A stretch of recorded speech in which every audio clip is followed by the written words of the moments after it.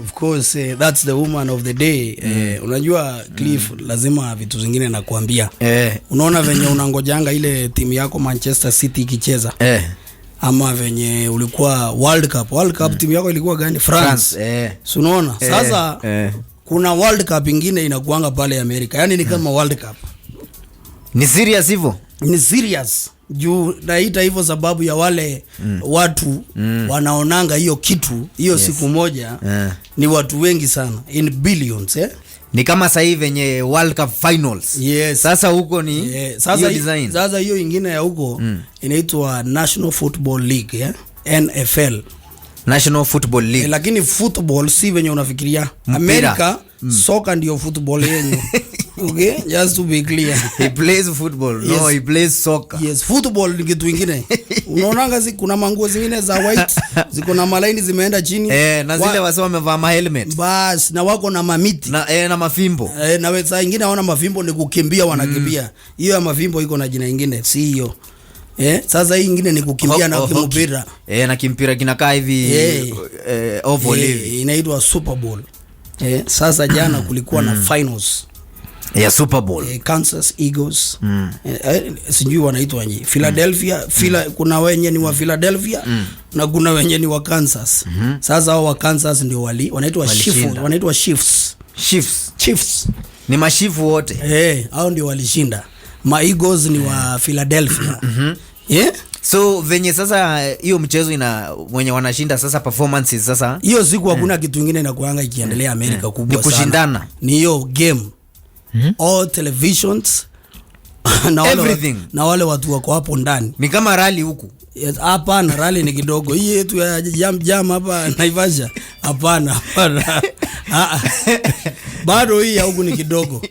This is an international game, Na jana sasa huyo msichana anaitwa nani huyo? Umecheza huyo? Rihanna.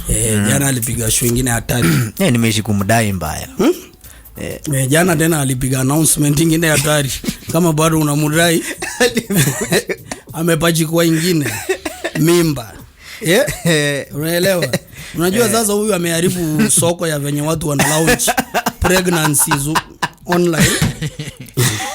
Launch kidogo. When is pregnancy ni event? Sasa photo shoot kidogo itaacha kukula. Lazima utafute ka event kupiga fanya kitu. Kupiga na hug na Morio hivi kidogo nayo amepeleka labda upige costume noma. Unajua kila kitu ashafanya hiyo buda. Si hivyo ndio alilaunch hiyo ingine. Na hiyo kama jamaa yake anaitwa nani? Ni ASAP Rocky. Jamaa amempiga. Watu wamesema hiyo ASAP ni ya ukweli. Amempiga ball nyingine ASAP. As soon as possible nding, hakuna mambo ya. Hakuna kupumua. Ni ile ukinitoka sawa. Tuko sawa faint. So ame launch na njaro ingine. Niliona yani kitu ingine amekanyaga hivi juu. Sikuelewa vizuri what was exactly happening. Lakini niliona amefloat. Mzee nikasema tukijaribu event kama hiyo Kenya, Ministry of Health zile accident zitakuwa. St. John's, no we can't, but you know what that is called? It's a true event production. Yani kutoka choreography mzee. Sijui kama unajua kuna watu kama wewe najua tu mlikuwa mnaangalia Rihanna. Sasa kuna choreography kwani? Ona hiyo video tena ndogo waje nikuelezee. Ona video tena uangalie dancers coordination yao. Okay? Bila kuangalia msichana. Unajua nyinyi wote mlikuwa mnafuata mahali anaenda na hiyo nyekundu yake. Now see the choreography. Ona hizo vitu venye zilikuwa zinateremshwa, zinapanda, zinakuwa adjusted. Mama amepanda hapo na mimba hajali. Hakuwa amefungwa kamba. Amefungwa na nani? Hakuwa amefungwa. Hakuwa amefungwa mzee. What? Hata ikirise yani tu ako sawa na anaperform hapo anapanda na mic. Enda uone hiyo kitu. Ni mambo kidogo. Utaona till number hapa mzee.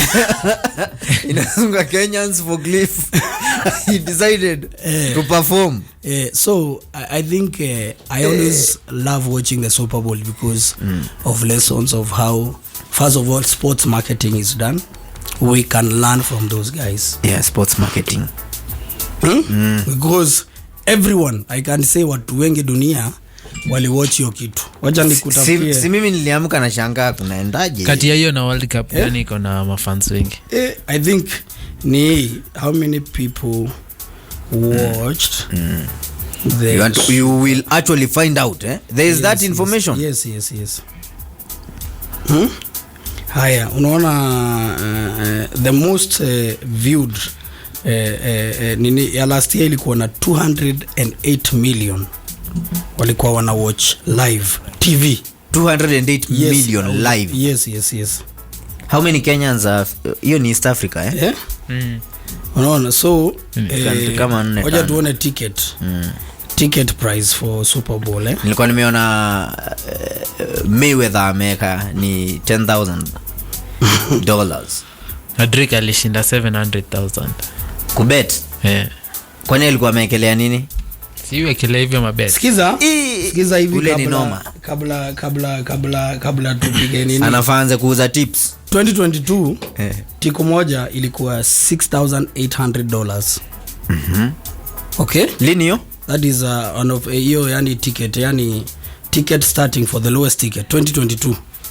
That's last year. Yes. So kiti moja ilikuwa $6,800. Hiyo ni kama 700 na kitu. Actually ni 800. 800,000 Kenya.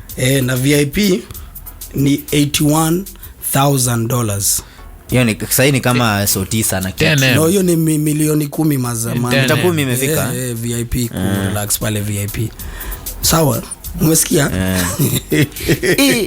Na kiwanja ilikuwa imechrome. Yaani kuingia VIP ni mita 10 na wase wanakanja na inajaa. Si ndio? Hiyo ni game yani.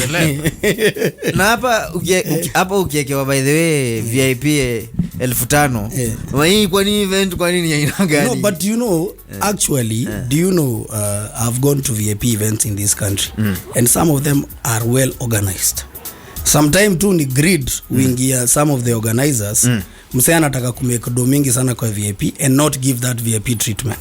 So how do they maneuver around that? Unajua sasa ukisha attend event sasa tunamsania ka perform kesho utaanza sijui kusema aturudishwe pesa yako, but kuna event mzee VIP ni VIP. So kama una hiyo ticket hautaingia, basi uteta tu. Yes, juu kama ulisema kutakuwa na viti VIP, mbona tena watu wakuja wasimame? Si ndio? Haya, why are you not paying your bouncers or security people well? So bouncer analipwa dhao na guard VIP. Mseke kuja mpige dhao 2 si atawacha ingie. Uko hapo VIP umejiwachilia unasema I want to live young forever. Inaimbango aje? Si ndio? Ushapeleka. Unakutana na Murio fulani hapo na unaona kidogo ukiangalia VIP yake kidogo unaishuku sana. You're not judging a book by itself, but uko tu rada. Yes, so hiyo ndio hiyo kitu.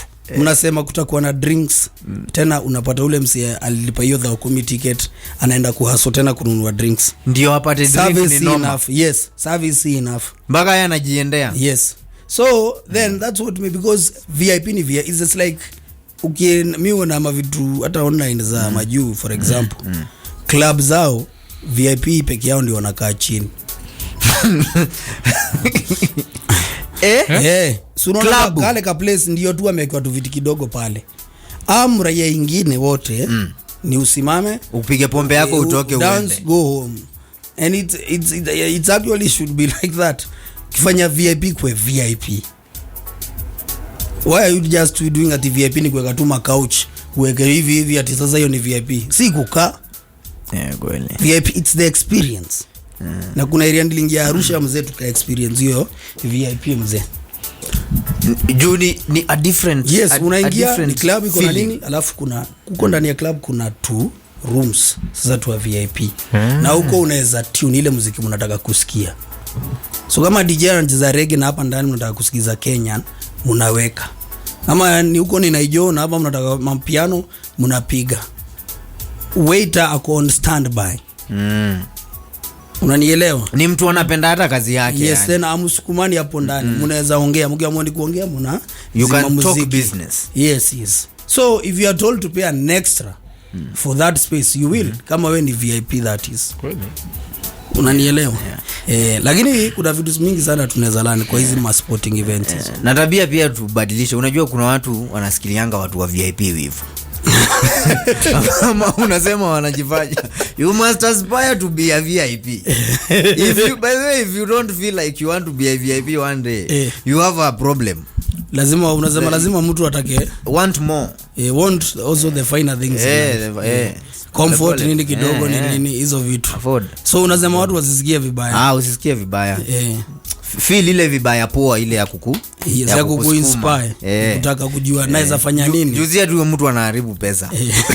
Hiyo ni hapo mahali pesa yake imefika. Wewe pia unaharibu kidogo hapa ordinary. Venye unaingianga hapo, unaingia mahali around Java nini unapiga juu yako, kuna mtu anasema unaharibu pesa pia. Kweli iko na stages. Ni stages. Kila mtu ajielewe. And of course, happy World Radio Day. I think I will wish you that. Happy World Radio Day to you too, bro. You na Camelo. Unajua kuna siku kama hiyo? Yes. Sijui. Yes, kanajua. Umejua leo sasa mzee. It's always on 13th February to celebrate the importance of radio in disseminating information. Yes. Factual information. That is. Disseminating factual information. Ama wewe sema wewe ati radio iko kuimpact ukigrow up? Mimi kwanza interaction yangu na radio mzee ilikuwa inaanza ngware 4 am. Si ndio? Mzee alikuwa anawasha radio hiyo masaa. Anawasha radio 4 am ndio asikie nini. Ni sasa sijui, but later I came to grow up and start imagining other things, but sijui kwa nini alikuwa anawasha radio. Kwa show ufanyangi hivyo. I've known. Umejua Kenya, I have known whatever dark thoughts that you thought we understand. Lakini radio, when you become a father now, those are the things you are doing. 4 am ndio unaamka kujangamuka kabla mtoto aamuke. My grandfather used to yeye alikuwa anawasha I think 5:45 ndio asikize matangazo ya 6 am. Unajua kulikuwa na matangazo ya 6 am na ya 7 am. News inaanza 6. Are you aware of that? Yes. So lazima afungue hiyo masaa na asikize hivyo. And of course a lot of music from KBC. English service. Listening to football. Ulikuwa na interact na English service. Mbaya. Kulikuwa na show moja hatari sana ya Karani na Charity somebody Karemi I think so. And of course kulikuwa na zingine Metro FM. Ni mambo mingi ya radio. Kuja venye radio imeevolve kwanza hapa Kenya. I think it's a very long story. Interesting one of course for that matter. And also keeping a radio close to me, one of the achievements that I would make as a boy was to own a radio. Ulikuwa unataka kuown radio? Radio naweza enda nayo kuchunga. It was actually when you switch on to manhood, yani hiyo time when you're circumcised, for those communities that does that. Sisi unajua kwetu ni after class 8. You always wanted to have some sound inside. Hata unaweza omba mtu tu yani ya kununulia tu radio. Asifanye kitu kingine. Ukue sasa wewe unagaramia mambo ya battery. Ndio maana sasa after hapo umekuja umeanza kupiga mboka. The first thing mwanaume ubai akiwa kwa keja yake inakuwa gaufa. Of course. Radio ufa na mattress. But sasa unajua the generation before used to buy a radio. There was no ufa. Yes. It was a radio. So kuna watu utapata wako na radio but hawezi sikiza cassette. Njoo haina kitu ya cassette. Na hata battery yenye wanapata haina hiyo power. Unajua cassette ukisikiza na ile battery ya radio mzee inaenda ifika mahali inaanza inalegea mbaya. Amusikii venye kitu inasema. Ni battery joy. Mawe imesha power. Watu wa kuumauma umeume, watu wa kuanika wanike. Hiyo time sasa ungeumaji hiyo mawe mzee. Ilikuwa inaandikwa sana. Ile kubwa sasa hitu tudogo tu remote ndio unauma. Hiyo ni kuandika na ikisha tena mungoje pesa ipatikane mununue ndio set. musikize radio. Lakini hiyo radio juu kuna kataa fulani ilikuwa inawaka ikiwekwa battery mpya mutajua hata radio volume. iko na volume inapanda. Unajua volume inaenda juu. Unajua venye battery inaenda ikisha ndio pia mzee anaenda akipunguza volume. Kama alikuwa na volume iko related na ukiongeza speaker sasa inakula moto mingi. Anyway, I think we are living in, and of course now we are seeing radio going into podcasting na vitu kama hizo. Mambo ni mingi. Kuna wale walikuwa wanasema ati hii career itaisha. Kumbe it's only getting better. Walikuwa? Yeah. There were people who were saying that radio will become obsolete, but now it's mutating even to content creation na mambo mingi. So bado tunaendelea. Leo pia ni siku nyingine funny.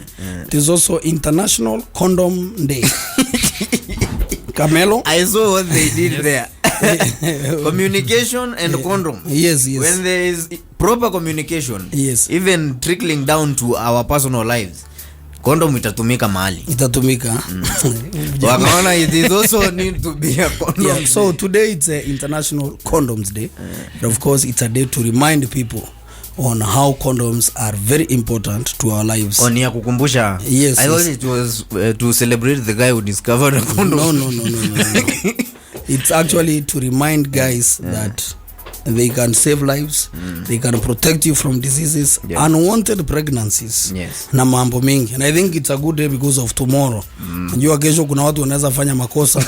Kuna mtu anaweza nunuliwa maua afurahie sana, apeane hivyo roho tena kidogo waanze kuulizana, we need to talk. Wa subscribe kwa ile kitu ya dramas za watu. Yes, pia kuna kijana hajajipanga na anataka kunyora ndani kesho. So I think today is a good day to remind people about also that day because tomorrow is an interesting day. Nimesikia pia rais ameitisha maombi. I think kuna mambo mingi inafanyika kesho. I think different countries are calling for different things. Thailand, they are supplying 5 million condoms. India, they have told their citizens to do what? To hang a cow. Yes. So Kenya na zizi tunaomba Nyayo Stadium. Sio juju ni maombi. Tuende tukaombe. So and I think I got interested in the things that the president said that we need to go and pray about tomorrow. Oh, there is a prayer list. Yes, it's actually sasa majamaa wengi watatoka watu I think wataenda watasema wako maombi ya nchi ya taifa. So President Ruto announces a national prayer event on February 14th at Nyayo Stadium to pray over hunger and drought. And I think and rain, pray over hunger, drought and rain. So nikaangalia mimi kama kijana tu wa mtaani, hizi vitu wanataka tuombe actually ni vitu zina affect. Unajua kama hunger and drought, that is dry spell. Directly. Kama kuna watu pale, it's not their wish to not get laid, but they can't get laid because of tough economic times. Unga iko juu sana, mafuta iko juu sana, pesa ya transport iko juu sana, mambo mingi. So kama hiyo ndio hunger, I think we will support those prayers. Kesho ni maombi za mambo ya weather. Yes. Kunyesha pia umesikia. Unataka kuombea kunyesha. Kama kuna jamaa kesho atatokea. Una venye yuko jua kama alimwaga ndani ama za kumwaga. Kunyeshe, anataka kunyeshe. So I think we are all aligned. We are to the prayer list. We want the same thing. Yes. It's just that we have different interpretation. So I think hakuna mali kuna noma. Kila mtu aombe the weather challenge they are facing. Yes. I think for me, for challenge for tomorrow, I think the pastors or whoever will be leading the prayers, they need to get deeper in the things that we are praying God for. And I think even if they have an understanding of what we need, I think decision kama hii next time rais unatu consult pia tunasema zile prayer items tungetaka ziongezwe juu tumesikia tunashare mpaka terminologies. You said they have gone into deeper what? Yes. Hata hiyo nyingine there is a terminology. Yes. We also commonly used. Yeah. Deeper in. So I think itakuwa muhimu Wakenya wanaijua prayer items. Lakini si personal prayer items. National prayer items. Prayer items. Lakini hakuna mtu apendi mvua. Kuna mtu apendi kunyesha. No. Kuna mahali ni shida. Inategemea. It's actually poverty that scares people out of getting women pregnant. Let me just tell you the truth. Hakuna kitu ni poverty. Kama unajiweza hata unaambianga mtu wewe utaniambia tu venye kutakuwa. Lakini ukinjua mtoto kwanza siku hizo unajua lazima hata kufungu unaweza fungwa kamelo mix moja tu hivi ikionekana umefanya mahali lazima ukuwe responsible. So it's a good thing. I think I'm very interested in watching those prayers tomorrow.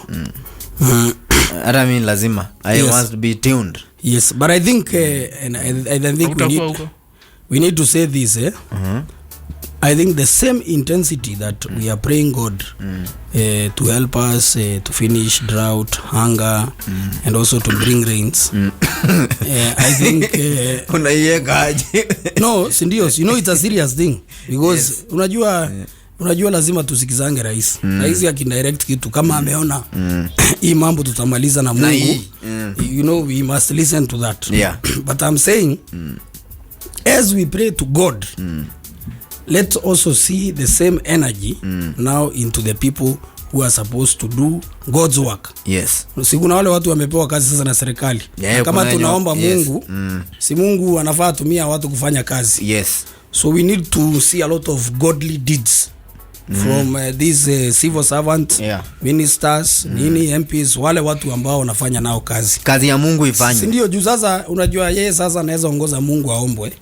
Lakini sasa watu wenye wanafanya kazi sasa tena wakose kufanya hiyo kazi Mungu amewapea. Lazima utamezwa na samaki kama Jona. So urudishwe Nineve. So what we are saying is people should the same energy for the prayers should be the same energy we are seeing in terms of the policies, in terms of real government work. Ndio pia to complement because if we pray to God like that then ama jamaa wamepewa kazi wa fail then we'll know God is not listening to you guys. Or actually God never even gave you any work. Yes, ama mumekosa mnakataa kufanya ile kitu Mungu anawaambia mfanye. Ndio. So I think lazima zote zipelekane ndio sasa tuone kazi. Ndio. Ndio hata ile siku after miaka kadhaa tunasema yenyewe Mungu ni God. Na kazi. Ndio tuseme ni God. Tunasema no, we compliment both. These guys they really prayed. God gave them wisdom and a lot of intelligence, knowledge, and then they worked. And then Kenya really developed. You know it should work like that. Yes. You sasa tena tukiomba Mungu na tuone tena afanye kazi tena tutasemaje sasa. Unanielewa? So they should complement ndio zote zipelekane. Matendo ya kazi yaonekane. Yes, because God blesses the work of your hands. Yes. And I think since August we have really prayed. So we also need to see some answers coming trickling. Tunaomba sana. No, we've been praying a lot as a nation. Is it kwani nimedanganya? Hapana, haujadanganya. Ni ukweli by the way. Kutoka siku ya announcement of the results, inauguration tuliomba sana, si ndio? Haya, kumekuwa na vitu mingi sana, very many functions of praying. You see, even right now the average number of guys praying right now are very many. So yesterday we had a very big prayer in Nakuru. Tomorrow we are having one in Nyayo Stadium. I know before we go around the country lazima tuanze pia kuona Mungu anatusikia vile pia kazi inafanyika. Si ndio? Ama is only fair to ndio pia tunaweza fika tuambie Mungu ni nini tena. Hata unajua Israelites ile walifika mahali wakaambia Musa, wewe ni nani ametuleta huku? Fanya mambo. Musa akaenda akaambia God, ama jamaa lazima tuwape maji. Akapiga mawe na ile fimbo. Maji katoka. Yes. So that's why I'm saying we also need to show that. We also need to show that God is actually listening to us. And I know he listens to us. So kazi pia iendelee. Kwa Kenya pia waanze kuona haya yenyewe because we are empowered to do that. Sidhani ni rocket science and also proof of concept. Unanielewa? I think it's a good thing. Ni progress tu yani. Yes. So that people wale watu wameanza kuwa na concerns na mambo ya kuomba sana kuliko venye kazi inafanyika.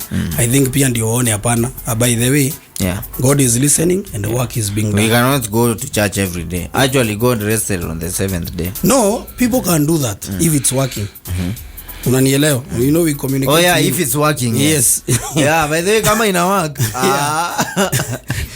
Tunapiga tu msalaba moja hapa ABC. Tunashida kwa maombi. Wewe. So I think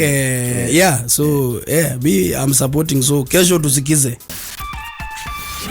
Umeelewa kuna mambo ya wizi wa mifugo na watu kuuliwa imekuwa ikiendelea sana. Nimekuwa nikisikia mambo ya CS wa security nini mambo mengi. Yes. So now today the President Ruto has ordered President Ruto orders joint KDF police security operation in all bandit prone areas starting tomorrow. Issues a 3-day amnesty for surrender of firearms. Kia nani? So kama uko mahali munaibiananga mang'ombe. Amnesty nini? Hiyo ni kusema kama uko na bunduki na maitoka urudishe kwa hao mabandi. Urudishe sasa kwa manjege. Hawatajali kenye ulikuwa ukifanya na bunduki yako. Lakini wewe rudisha. Lakini after siku 3 wakikupata nayo, and I think the bandits need to understand something. Amnesty ikikukava unaweza ukirudisha ni hivyo mmemalizana. Yes ndio. Ama watasema wewe ulirudisha. Wamesema no in those 3 days. Actually even before. Si unakumbukanga hata ile siku wakati KDF walienda huko Sabaot. Kuna jamaa alikuwa anakata watu masikio. Alafu anaingia mitini kwa milima. Walipewa amnesty. Kabla KDF itumwe. Na hata KDF yenye ilienda wakasema kabla operation ianze. Kama unajua wewe ni mtu wa hiyo gang jitokeze. Utasamehewa. Lakini afukiniambia hivyo. Niulize. By the way, you rather ukisikia jeshi imetoka jitokeze. Hapana, imagine Jemo umepeasi 3 days notice. Asa ataenda tu achimbe shimo mahali wazirushe. Nani anakuambia hivyo? Let me tell you something. When you hear a government announcing an operation, washamaliza kuchukua intelligence. Wanajua mahali watu wako. Sasa unajua aje nikupatie historia kidogo, unajua hii ambadi. Wanakaanga na mafamilia zao. Sometimes wakiimba hizo mang'ombe hata wakifuatwa mpaka na ndege na polisi. Huku katikati wameweka watoto na wamama. Au watoto na wamama wanatembea kando ya ng'ombe au wako ndani ya ng'ombe. So if you would like even to shoot them with the cows, a lot of innocent people will be killed. Umenielewa? Ni blackmailer. Yani ni watu wanakaa, yani uwezi kabla ukiwavamia utaua watu wengi sana. That's why unasikia sasa kunaambiwa kukuwe na amnesty. So kama wewe ni shosho fulani uko na AK47 surrender ya nini sasa kuna watu pia wengine uko na guns to protect themselves after so many attacks by bandits. But the big question is hata operation ikifanywa who sells arms and a lot of arms and sophisticated ones to those guys. Wewe wanatoanga wapi? Hakuna duka huko. Sasa duka ya iko nini? But because kuna mtu anawapatia anauzia guns. Unakumbuka kama ile ya Baragoi? Walipiga manjege na magun zingine noma. Wako na gun noma kuliko. Kama hiyo time walikuwa na noma kuliko hao maipi walikuwa nazo. Siku smuggle. Hawazi smuggle. Sasa unajua sasa unaona huyu jamaa akona hiyo bunduki juu unaonanga hizo mapicha. Anajua soko mpaka na nini na anajua kupiga hizo mboka. Na nani anatrainua jamaa kushoot? Lakini unajua kuna watu wengi sana mari service tuko. Unajua uko hata kijana unapata ko 10 years mzee anajua kutumia AK47 vizuri sana. Si ati kidogo. So for me naona yes hii operation whatever it's a good thing. But the most important thing inafaa ifanyike, I think there's a lot of also civic education for those guys to drop some things about their culture. For example, they have sporting events of stealing from each other. What do you mean? Yes. Tuna sport aje kuiba? Watu wanaweza wapangia miezi kama 6. Ile siku watawavamia watoke na ng'ombe kama 1500. What? Na watoke na mabibi wenyu mara nyingine na watoto. Ati mabibi? Ati tunaingia buru.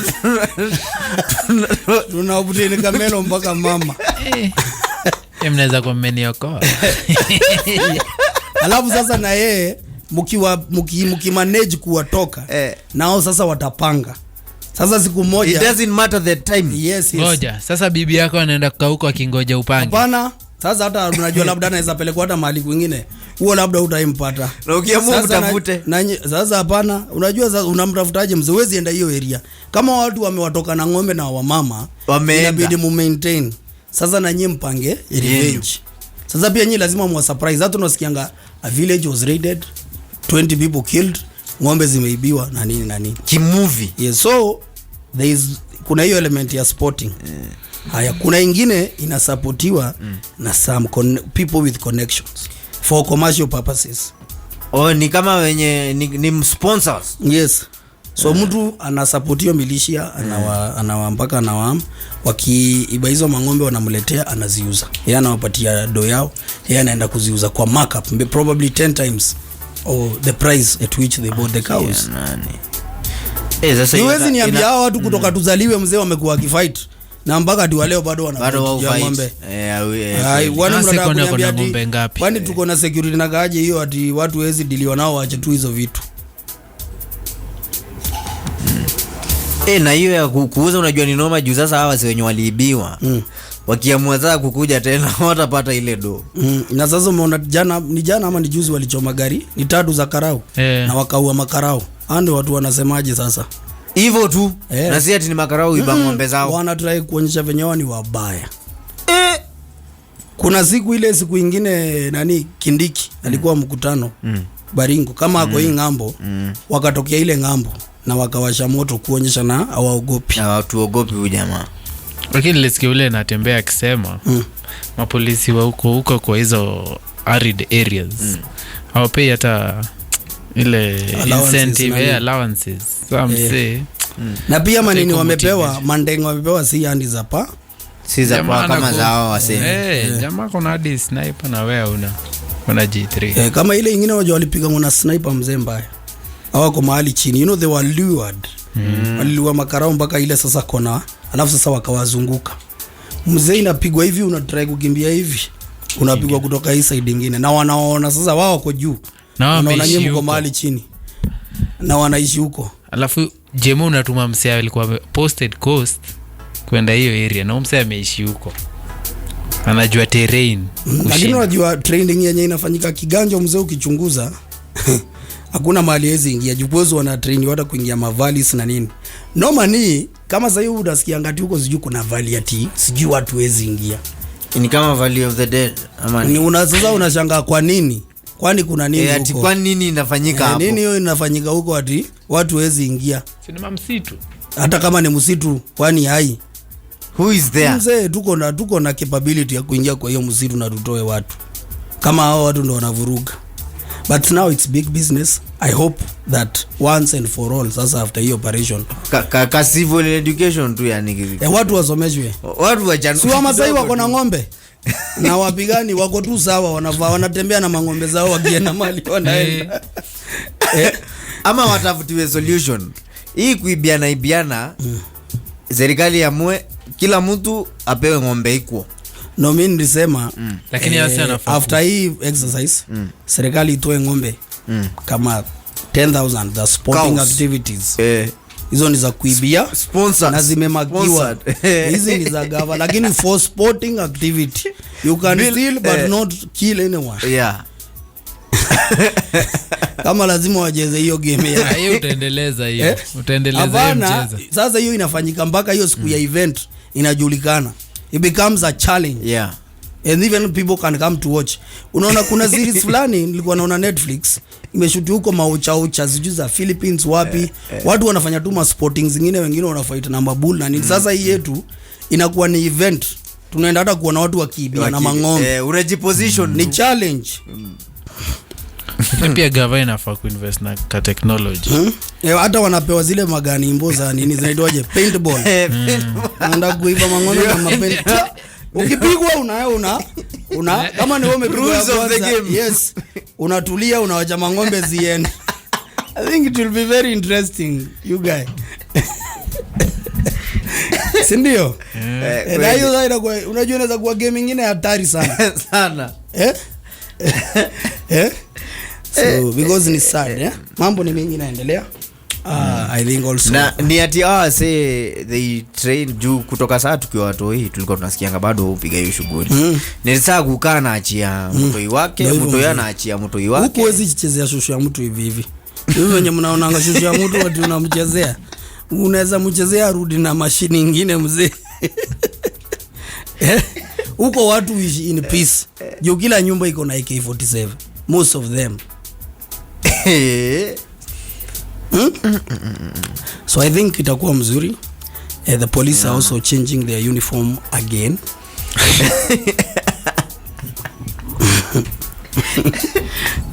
So ya blue imefanya. Ya blue imefanya. I don't know. Maybe probably the police don't like it. I would like to assume so. Because I think it's an idea of the police. What about the first one? Which one? The other one. You see I've seen how many uniforms do you know? I know now 3. No, including the new one. Yes. Yes, 3. Yeah. Kulikuwa na ile ya kwanza original. Alafu kwa kuja ingine. Sasa kuna ingine sasa. Mimi vile naona. Hasa akiendelea hivi atavata ya scouts. Hapana. No. You see, I think when it was being changed the last time, there was a lot of politics in this country. If you remember, even when the uniform was being changed, kulikuwa na hao wanasema hivi, hao wanasema hivi. Nashangaa sasa hiyo hakuna mtu hiyo time alikuwa anaongea about the welfare of the police with the same passion. Yeah. Because I think the same passion ya bringing new uniforms na nini inafaa kuwa na the same passion wao kuongezewa mshahara. Yes. Better working environment. Yes. Better houses. Better guns. Yeah. Better police medical. Vehicles. Better medical care. Hizo vitu zote. Si ndio? Yeah. Zote ziende pamoja. So hiyo time kulikuwa na siasa mingi sana. Ni fulani sijui nani anapewa. Sasa tena imeanza tena utaanza kusikia bado mambo ingine bado. So I think we would like also to know what's the idea behind the change. Yes. Sasa ikikuwa hivyo hata kuconfuse itakuwa rahisi sana. Kwa nini? Jamaa atapiga suti yake hapo ya blue. zile stories za wase anachukuanga ma uniform. Squeezy, that is very dangerous. Sasa jamaa achukua ile mzee wewe hujui ali-update. Anakunyonga tu na hili. Because there have been some cases of rogue wase wamepiga ma uniform na wanashika hata watu. Wanakuanga wengi. Sasa uniform ni 3 hata huwezi keep track ni gani. Lakini hao majamaa bado unaswa. Mpaka wale wa KRA. Unaona wale ujifanya impersonating KRA personnel. Do wanna go kwambia ulipagi tax. So I think the confusion can never happen because when they start being phased out, they always announcement. Kama saa hii watu wamealatiwa. Uniform inabadilika. Hii jemo acha nikuambia hata sasa ukitembea kuna wale polisi wamevaa ile shati ya blue ile ya kitambo. Hapana kuna. Wao kuwa ile ya kitambo kabisa. Iko. Kuna mmoja niliona. Iko wapi? Hapo Roisa hapo. Hata blue nimeona kadhaa. Ile ya kwanza. Najua yeye unasema ile blue nyingine ile short sleeve ile. Hiyo. Sasa hata unachanganyikiwa. Na mwingine anapiga hii ya katikati. Hii ya blue sasa. Hii mpya ndio bado sijakutana. No, hii mpya nimeona tu mtu amedunga ni IG like the inspector general. Yeah. So wacha tuone. Na ni shati free si ya kutakin. Gani? Hii yenye IG amedunga. Uongo. Kwani kanzu? Si takin, haijatakiniwa. Itakuwa hivyo. Sasa utagarana kwa. I think hivyo ndio waweze pia. I think hizo ni uniform za coast. Jua kama amejipini ama hajipini. Ukienda kama mwere utashtuka mbaya. I think hapo wamesanduka watu. Ama wazipeleke coast. Wazipeleke Mombasa. Zitaka naija. No, they are very nice actually. I like them. Wacha tuone mahali zitatufikisha for fashion. I hope pia security ita increase with the same intensity mambo no, ikuwe the sawa. seriousness of a uniform comes with the seriousness of people taking a job. Yes, because you know even the day ile siku by the way ulikuwa unajua unaenda na uniform mpya chuo, hiyo siku by the way ulikuwa hauchelewi mpaka mwandiko na uchelewi na uko na vitabu mpya. Sasa tubadilishe uniform kila mwaka. So I think hiyo intensity ya kazi mimi naona iende na hiyo element ya job pia. Naona better clothing, better passion, better facilities and better policing. Logo yani the term inaitangwa aje ile hapo chini, utumishi kwa wote. Ndio hivyo sasa. Yani hiyo tagline. Yes. But I always tell you to be thankful to be police. Yeah, I am by the way I am a police lover. Yes. Because any country let me tell you, most of the countries zenye zinasumbuka sana hata in Africa na hata in Asia na nini is because of security challenges. Security is one of the best thing zinafanya nchi ziendelee. Unanielewa? Kweli, good security, economy nini hizo vitu zote. Yes. So big up the Kenya police. Of course we have things that we need to improve on na nini, but maintaining law and order is very important for any sane society. Yeah. You know, you only appreciate that if you have experienced kunyongwa. So unajuanga sio, it's not a ride in the park. Yes, it is not. Sindio? Yeah. You know, just recently we talked about mambo ya mjele hapa. Na tukasema unapologetically that 99% of the people who get stupefied in their drinks have in one way or another wanted to sleep with that person, and that's why the mistakes or socialize more than they should have socialized. I think let's use that for politically correctness. Kukosa kuona boundaries. Yes, and today this year I have confirmed our facts. They have actually put our facts into an investigation. Wow. Yeah. Yes, if you go to the DCI page. Have they confirmed or? Yes, 10 hours ago they said 3 men saved from Muchele babes in the nick of time. Allow me to read for you the story. In the nick of time ni pale kileleni. Masaa sasa kama imeenda.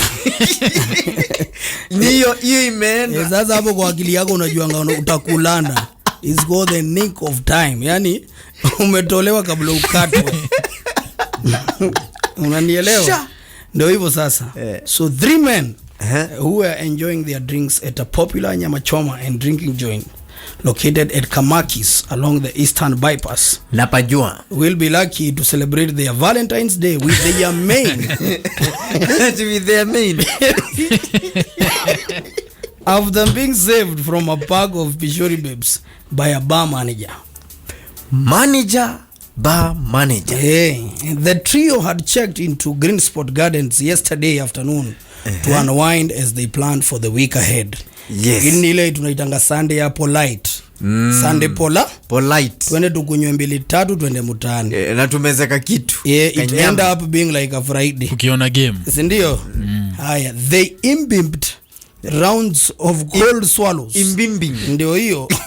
To cool their esophagus glands. Is a kilo of goat ribs and kienyeji chicken which they had ordered. Enyewe we can guess where which tribe they come from. Goat ribs. A kilo of goat ribs and kienyeji chicken and a house which they had ordered roasted meters away in the characteristic setup of drinking spots found along the popular weekend. I am already drooling. Na imagine ndio venye unaingianga hivi kale, kwanza unaambiwa kuja uonje, alafu mnaacha mumeweka munakaa chini munaitisha mbarindi mukipigwa na hiyo harufu ya mbuzi mukingoja kidogo unaona msichana amegunja na nini na jagi ya maji na mahali ya kuoshea. Unajua ameanza kuorganize. Haya sasa and as the rounds of frothy waters quadrupled on their table, they suddenly spotted, I want you to note this statement very very carefully. They suddenly spotted 3 women seated at table from theirs and decided to invite them for a bite. Okay. Ribs na chicken. Kienyeji. Who is selfish with food? Unasikia? Whether they were seated before or not, none of them could clearly recall. All that mattered to them was their presence at that very crucial moment. Sikiza sasa kipindi. Kipindi sasa ndio inaanza. Bado. Sasa ndio Rambo ameingia Vietnam. Kwa amejichora. Hiyo ingine ilikuwa safari yake kwa airport na nini. Initially, yes, the women pretended to be hesitant to join the men at the table. But one of the men quipped humorously, Maito, yobukaga na kiriemeretie. It flies with what? It has swallowed. Kabisa.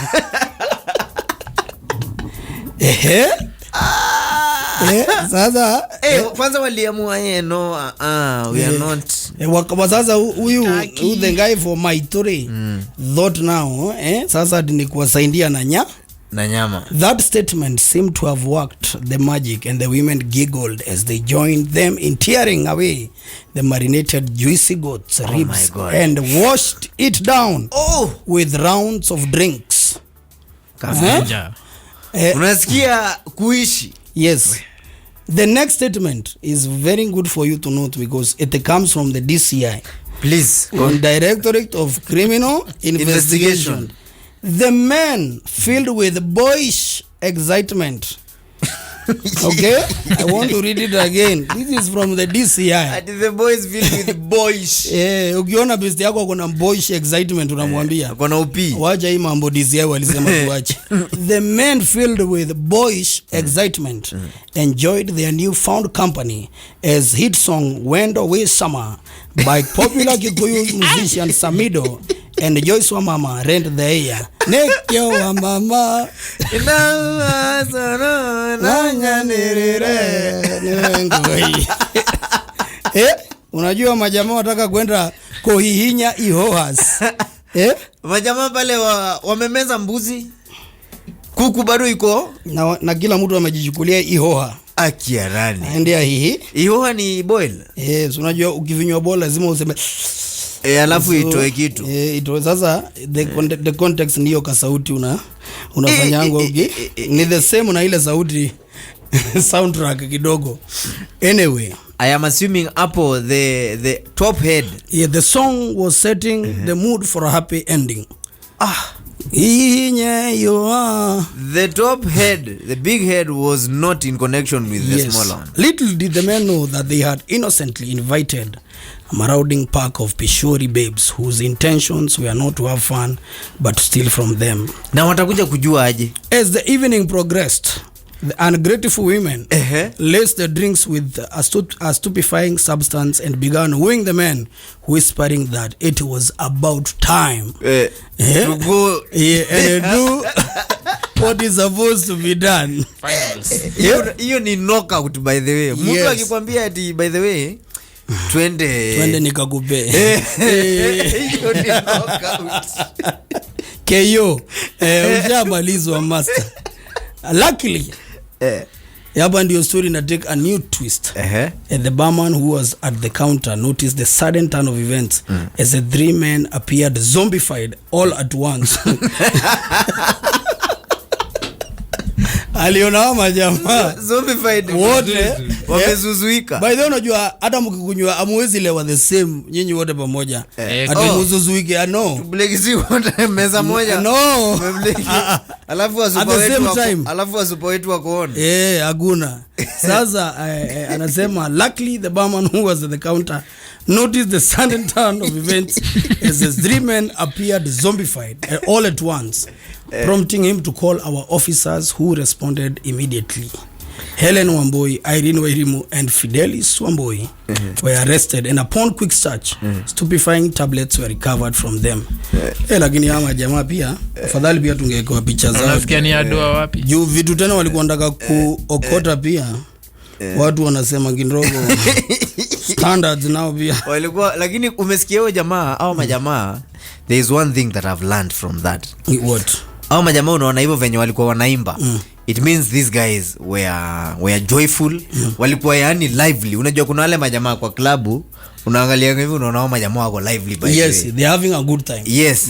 Then inafika point wale majamaa wote wamedoze, it will definitely raise alarm. Yes, true. So people need to know you with something in a club. And also for me that's of course also a good things about the club. Yes. That the manager is checking his customers wake wanakuanga aje. Anaona na anajua na akorada.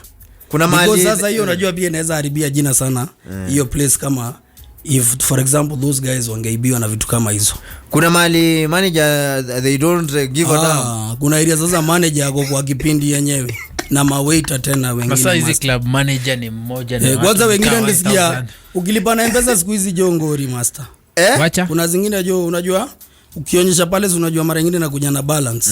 Jua uko area gani kabla uonyesha na hiyo message. Wait.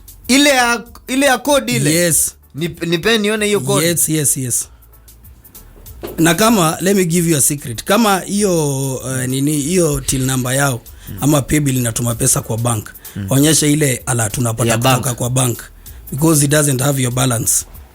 Lakini nyingine tumeenda pale umebumburush nini umelipa na M-Pesa unataka kuonyesha ile maziwa uko nayo. Lakini kama huyu mwenye anaangalia maziwa unajua pia kuna akiona bill balance pia kidogo. Sasa lazima unasikia lazima ubudiniwe. Juu unataka kumkula. Si unataka umweke zaidi na balance yako. Sasa si pia lazima ajore venye balance yako venye itakuliwa. Na labda hautakula mtu. Yes. By the way, it's in the quest of kujigamba na kutaka hiyo kitu inafanya ngatu hiyo. Majigambo. So utafanya nini kama ni hizi nini kawaida? Jua, that's why I always say you need to know where you are going to. Kuna area ukijua unaenda beba kashma. Ulipe. Ukinunua pale unanunua drink yako unakanja una mali. Kuna mtu anajua kuna si announce haina. Unanielewa? Na kuna area unajua hata ukilipa na M-Pesa iko tu sawa. You are in a safe environment. But kuna area ukijua pia unaingia jua venye unaingia hiyo area. Usiingie tena pia kimalamala. Yule mtu akishaona hivi kama ni mpeanaji, information yako ita circulate. Emorio amebakisha 45 Gs. Yako tu sawa. Kidogo unaweza unatumiwa agents mzee. Na utachaguliwa moja unatumiwa size ile wanaona hiyo jambamba. Kidogo unatumiwa nyingine. Itaingia mpaka specs. Kuna ile itapita one by the hiyo ni specs. Hii imekula. Nini kama ile gari yangu. Ni the same. Tena jua ile area unaendanga. Kienda pia hiyo area juana na watu wenye wako huko. Security nini sema hii ni case. Kwanza mabouncer ni vizuri ujua. Nimeingia na cliff. Ukiona tukitoka tukiwa more than jua is a problem. Simjui cliff hivyo by the way. Yes. So uende mahali unaweza alatiwa mbe tulia. Sasa hata atukuzi unajua kuna area unaweza enda one huyo Obama naone huyu jamaa amepiga maji akwambia hata kuuzia tena. Na pia kuna area pia au watu wanajua watu anaweza kuambia chorea hao watu. Hao ni watu wa trick. So unakumbuka kuna area mtu alijaribu kuonewa.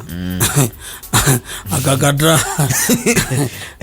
Akapigwa kipindi kingine. Wait alijaribu kumwambia, "Jo wacha jo." Akasema wewe huwezi nipangia mambo yangu ya kukulana. Hoja nijipange. So ni hivyo. Sasa ndisi yao wameconfirm. Watu wote ni woita watu wanavutanga watu.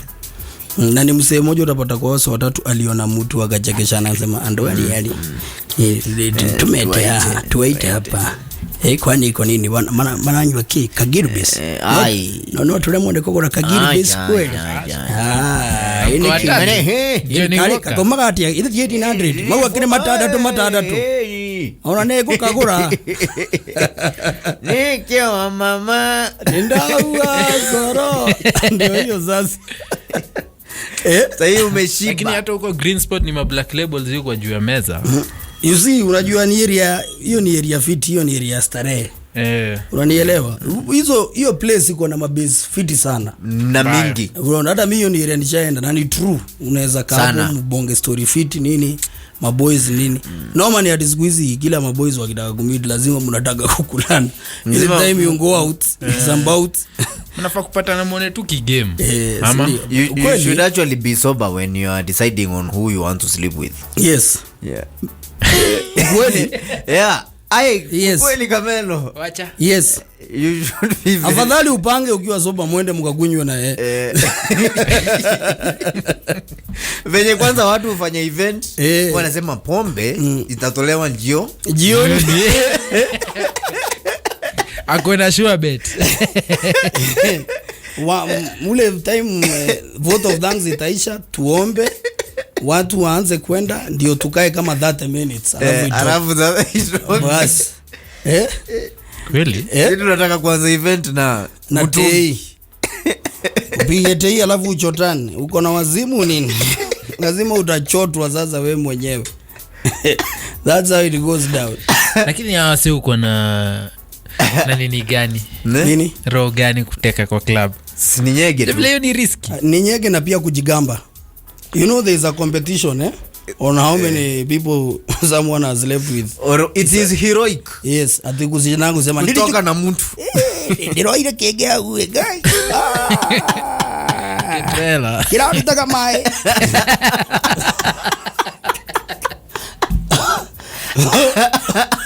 Kila mtu anataka sifa ya ufala. Sasa katika hiyo sifa ya ufala na competition, because Kamelo amekwambia last weekend alitoka na mtu na ikamfurahisha mbaya. Sasa pia wewe unataka sasa katika hiyo harakati ya kutafuta sifa kiboko unapata unameza pishore. Wewe kitu hainaga sifa. Hata ukule watu mita. You'll still be the same person. Even the praises I hear about Solomon. Hakuna mahali nimesikia venye alivulana sana. Ilikuwa tunasemekana ni wisdom na bibi wengi. Na watu na malaya. Sio mabibi ni hiyo kazi. So hawakusema zile vitu ati what you used to do. And he was a very wise man by the way. No, but it's you cannot just assume. Yes. Biologically it's not possible even for him to manage that number in a year. He can't. Lakini hawa watu walikuwa naishi hata 900 years. Ni sawa, hiyo kuishi iko sawa, nguvu iko. Lakini unajua hiyo kitu, kuna watu sana wanapenda kujigamba hiyo. Na ndio unaona hata tu vijana mtaani tukitia blanda. Ndio unataka upige ukuje useme. Wewe nimepiga Lucy, sijui nimepiga nani, unataka nini namba yako? Weke advert. Mzee hainaanga sifa. Kai champe. Sasa ukishaenda retreat ukiwa solo, sasa sifa iko wapi? Just tell me. Show me somebody who has there is no word of which one? Sijui itaitwa biggest word. Which one? If women would talk, you would know some of those guys. Hakuna watu wako na sifa mingi. You know the problem is ile siku wanawake wataongea inji, unajua inafungwa kidogo. Yeah, kidogo itafungwa. Kama sifa wacha upewe. Goalkeeper anapewa golden gloves. Messi alipewa golden, ni Messi ama nani? Golden boots. Sasa hii tunatafutia jina yake. Condom. Sasa hiyo sifa ndio inapiga watu pressure. Ndio unaona watu wanashindana. Wewe unataka afanye hivi katikati hizo mambo mingi pop. Mambo imechemuka. Iko namna hiyo. I think we are learning, that's a good thing. Yes. And we have now confirmed that the mistake ni hiyo. Si ndio? Ukizima hiyo kamfereji you will avoid very many mingi. Na venye bibi anasema panga ukiwa soba. Amunga asubuhi vile leo by the way lazima nikule mtu. Upange vile nani utakula nini? Let's do a meeting. Yes, upange mambo. Sasa ukienda uko saa muende ku celebrate the outcome of the meeting. Lakini unajifanya diweni muwindaji. Na ukue mwambiana mkue sure. Yes. When you are under the influence you will not change your mind. Yes, because there is like a group from my people who think that because they have the cash ability that now they can get any nini that they want. That's why they make so many mistakes. Because they are extorted. Wengine wanapigwa vipindi, wengine wanapigwa mchele. Wakitokea pale kujigamba, unajua wengi unapata wase wengi tuligrow kwa hiyo shida na nini. Sasa umekuja umepata tu pesa wewe ni mfanye biashara mashuhuri lakini hujachanuka. Kuna mambo mengine kidogo ya maisha hujachanu lakini wewe ni mwana biashara mashuhuri na uko na pesa. Sasa ile pesa inakuchocha. Una bypass hiyo ka ujanja kidogo unafaa ujue ndio uweze kuoperate mjini. Sasa hiyo ni kujikaanga. Wanatumianga pesa mingi kuwekelea na kutaka kutishana kunyang'anyana nini katika wakikupigia story zao utajua hao wamepitia maisha. That's why you will find some of them very humble because they know life unanielewa. Kama vitu za umezaichorea juu. Si must. Si ni ukweli? Si must. And of course a big shout out to Georges ni fan mkubwa sana wa show yetu. Mazee big up. Tulikuwa huyo ni kijana wangu wa kitambo sana. Ndugu yangu na sio George. Si Georges. Nimeshangaa. Umeamuaje Georges? Tulikuwa tukimalizaga shughuli tunaingia backyard. Kufikiria mambo za maisha. Na zile tulifikiria sana. Ile mambo nimejionea hapo backyard. Unajua ile kufungwa pingu kama hujatarajia tu na uko tao. Alafu hiyo ndio masawa sio anaenda. Ulifungwa backyard gani? Unasikia mlihamisha? Hii hapo nyuma tu Moya Avenue hapo nyuma. Si ya Moya Avenue ya Tomboya hapo. Hiyo si backyard. That is just call it the name of the road. The original backyard is hata kusidhani kuna mahali wengine punaweza itwa hivyo. Iko pale veteran hapo. Niyo katikati ya nation. Na nini hiyo barabara hapo. Na hiyo veteran hapo. Hizo zingine ni street. Nyuma ya bihi hapo. Sasa hii nyingine huku nyuma ni zile za kukatakata nini. Umetulia hivi ni saa moja umewekwa pingu. Mnatembea alafu mchana nini jioni tu. Umewekwa pingu kwa nini? Drinking on the streets. Loitering. Hiyo ni loitering. Drunk and disorderly. No, you are not drunk yet. Hiyo ni kama loitering. So venye huyo jamaa anawaharakisha na mmefungwa mko wawili, unajua lazima ubehave ni kama hamjapigwa pingu sana. You cannot look so criminal. So unatry kucheza muoga disudu mkiwa mkiwa sawa. Hatuna ubaya. Twende hivi tukimaliza. Anyway, you know town ni kuzuri. Town ni kuzuri. Ukiingia lakini usiingie town na ingia tu pole. Jua mambo ya town. Alafu mambo yenyu ya backyard ilikuwa mambo mingi. Hamujapata town hiyo ilikuwa ndio town. When town was town.